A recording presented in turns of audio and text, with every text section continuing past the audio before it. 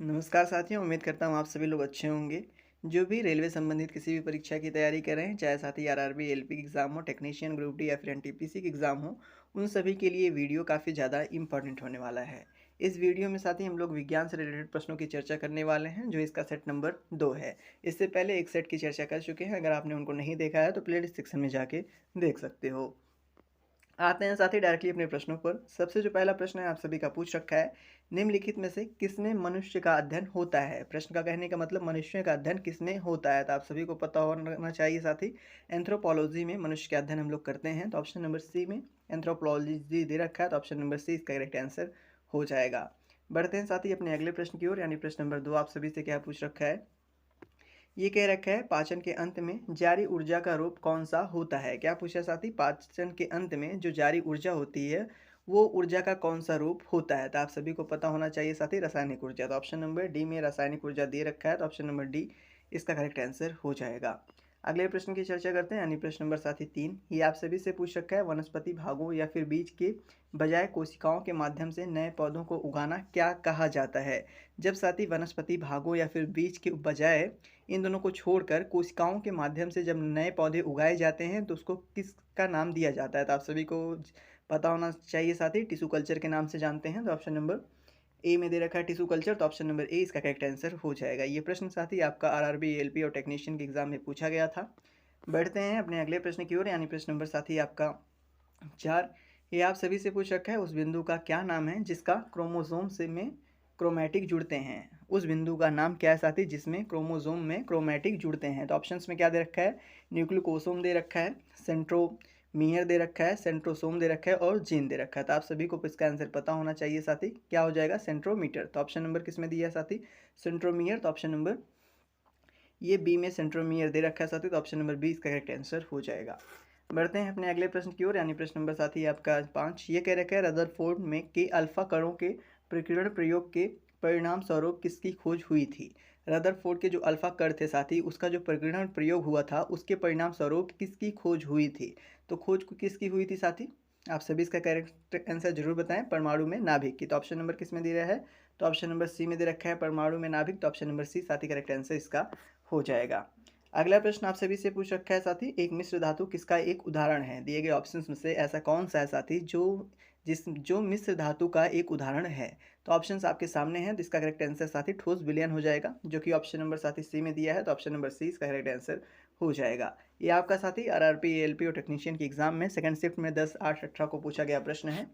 अगला प्रश्न देखते हैं साथी, यानी प्रश्न नंबर आपका 7। यह कह रखा है, सभी एसिड सामान्य रूप में पाया जाने वाला तत्व क्या है? जो साथी ऐसा कौन सा इसमें तत्व है जो सामान्य रूप से सभी एसिड में पाए जाते हैं? तो आप जानते होंगे साथी, हाइड्रोजन। तो ऑप्शन नंबर डी में दे रखा है हाइड्रोजन, तो ऑप्शन नंबर डी इसका करेक्ट उत्तर हो जाएगा। अगला प्रश्न आप सभी से पूछ रखा है साथी, पीवीसी का पूर्ण रूप क्या है? जो पीवीसी है इसका पूरा नाम क्या है? ऑप्शंस में क्या क्या दे रखा है साथी? ऑप्शंस में पॉलीविनाइल क्लोरेट दे रखा है, पॉलीविनाइल कार्बन दे रखा है, पॉलीविनाइल क्लोराइड दे रखा है और पॉलीविनाइल कार्बोनेट दे रखा है। तो आप इसका करेक्ट आंसर जानते होंगे, पॉलीविनाइल क्लोराइड होता है। तो ऑप्शन नंबर ये सी में दिया है साथी, तो option number C correct answer हो जाएगा। ग्रुप डी में पूछा हुआ प्रश्न है साथी।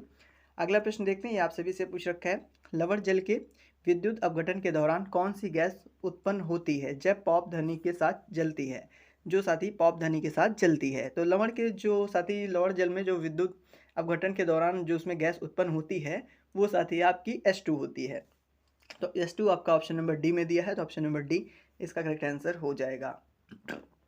अगले प्रश्न की चर्चा करते हैं, यानी प्रश्न नंबर साथी 11। ये कह रखा है, किसी पदार्थ की मात्रा को मापने के लिए निम्नलिखित में किस इकाई का उपयोग किया जाता है? अगर बात करें साथी किसी पदार्थ की जो मात्रा है उसको मापने के लिए किसका प्रयोग किया जाता है, तो मोल का प्रयोग किया जाता है। तो ऑप्शन नंबर बी में दिया है मोल, तो ऑप्शन नंबर बी इसका करेक्ट आंसर हो जाएगा। अगला प्रश्न आप सभी से पूछ रखा है साथी, एक हॉर्स पावर किसके बराबर होता है? जो एक हॉर्स पावर बराबर कितना होता है? 446 वाट। तो ऑप्शन नंबर 446 वाट किस ऑप्शन में है? तो ऑप्शन नंबर सी में है साथी, तो ऑप्शन नंबर सी इसका करेक्ट आंसर हो जाएगा। अगला प्रश्न देखते हैं, यानी प्रश्न नंबर साथी आपका 13। ये आप सभी से पूछ रखा है, ध्वनि तरंग का आयाम किस पर निर्भर करता है? जो साथी ध्वनि तरंग होती है उसका जो आयाम होता है वो किस पर निर्भर करता है? तो आप सभी को पता होना चाहिए साथी, वस्तु को कंपन कराने के लिए जो प्रयुक्त बल होता है उसी पर निर्भर होता है। तो ऐसा आपका ऑप्शन नंबर डी में दिया है, तो ऑप्शन नंबर डी इसका करेक्ट आंसर हो जाएगा। अगला प्रश्न यानी प्रश्न नंबर 14 आपसे क्या पूछ रखा है साथी, ये कह रखा है बैंड एंड का आविष्कार किसके द्वारा किया गया था। अगर बात करें साथी बैंड एंड के आविष्कार की, तो आपका ये साथी एल्स डिक्सन के द्वारा किया गया था। तो ऑप्शन नंबर एल्स डिक्सन ए में दे रखा है, तो ऑप्शन नंबर ए इसका करेक्ट आंसर हो जाएगा।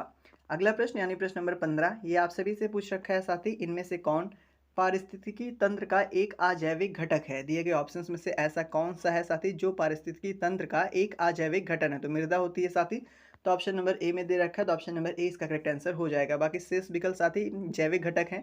बढ़ते हैं अपने अगले प्रश्न की तरफ यानी प्रश्न नंबर साथी 16, ये आप सभी से पूछ रखा है, निम्नलिखित में से कौन सा कथन असत्य है। ये साथी आरआरबी एनटीपीसी 2016 का पूछा गया प्रश्न है, तो आप सभी इसका करेक्ट आंसर बताएं। जो इसमें से 4 कथन दे रखे हैं, कौन सा कथन इनमें साथी असत्य है। ऑप्शंस में क्या दे रखा है, मैंग्रोव जैव विविधता को बनाए रखने मतलब रखते हैं, या फिर मैंग्रोव आम प्रदान करते हैं, या फिर मैंग्रोव बाढ़ को रोकते हैं, या फिर साथ ही शहरीकरण के कारण मैंग्रोव नष्ट हो जाते हैं। तो बात करें इनमें कौन सा कथन असत्य है, तो ये साथी आम से कोई रिलेशन नहीं है, तो कह सकते हैं मैंग्रोव आम प्रदान करते हैं। तो ऑप्शन नंबर जो बी है साथी ये असत्य है, तो ऑप्शन नंबर बी इसका करेक्ट आंसर हो जाएगा। अगला प्रश्न आप सभी से पूछ रखा है साथी, संयुक्त राष्ट्र द्वारा पर्यावरण एवं विकास पर की गई घोषणा को मंजूरी किस वर्ष दी गई थी। तो आप जानते होंगे साथी जो संयुक्त राष्ट्र है उसके द्वारा जो पर्यावरण और विकास की घोषणा हुई थी साथी, उसकी जो मंजूरी है वो 1992 में दी गई थी। तो ऑप्शन नंबर साथी 1992 ए में दे रखा है, तो ऑप्शन नंबर ए इसका करेक्ट आंसर हो जाएगा। बढ़ते हैं अपने अगले प्रश्न की ओर यानी प्रश्न नंबर साथी आपका 18, ये प्रीवियस ईयर क्वेश्चन का प्रश्न है साथी, आपसे 2024 से पूछेगा। ठीक, तो इसमें पूछ रखा है साथी, विश्व पर्यावरण दिवस 2018 का मेजबान देश कौन सा था। अगर 2018 की बात करें तो उस समय साथी आपका भारत था, परंतु इस साल सऊदी अरेब है, मतलब अरेबिया है, जो सऊदी अरब है साथी, इस साल वो मेजबानी कर रहा है, तो आप ध्यान रखेंगे।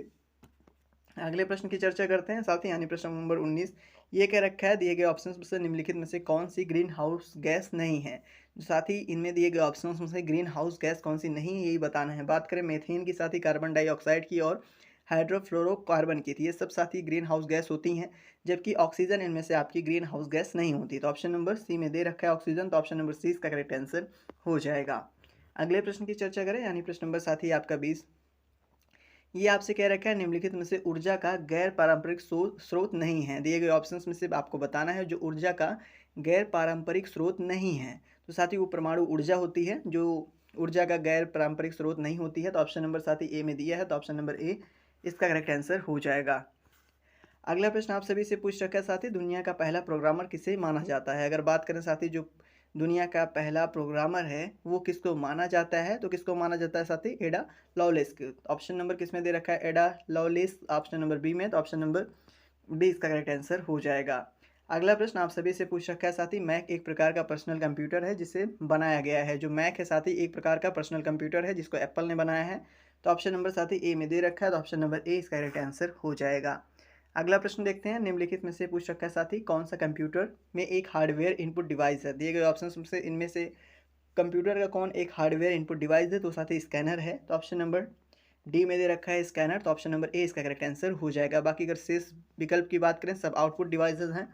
बढ़ते हैं अपने अगले प्रश्न की ओर यानी प्रश्न नंबर साथी 24, ये आप सभी से पूछ रखा है, मोबाइल फ़ोन का उपयोग करने धन हस्तांतरण करने वाली प्रक्रिया को क्या कहा जाता है। जो मोबाइल फ़ोन है उसको उपयोग करके जो धन हस्तांतरण होता है उस प्रक्रिया को साथी हम लोग क्या कहते हैं, तो क्या कहते हैं साथी, IMPS। तो ऑप्शन नंबर सी में दिया है, तो ऑप्शन नंबर सी इसका करेक्ट आंसर हो जाएगा। आज के लिए इतना ही, मिलते हैं अपने अगले वीडियो में, तब तक के लिए धन्यवाद।